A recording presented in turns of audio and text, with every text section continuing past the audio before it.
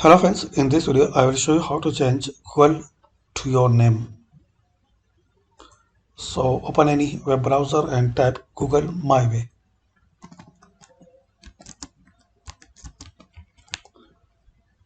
Press enter.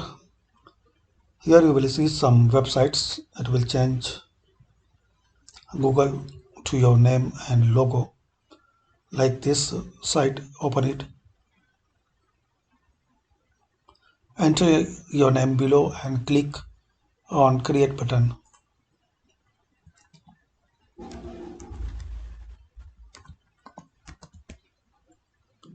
Then click on create.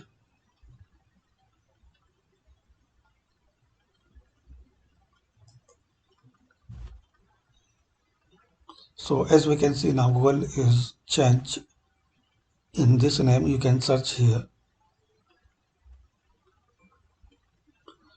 So this is the easy and fun way to create Google as your name. Thanks for watching. Please comment this video useful for you or not.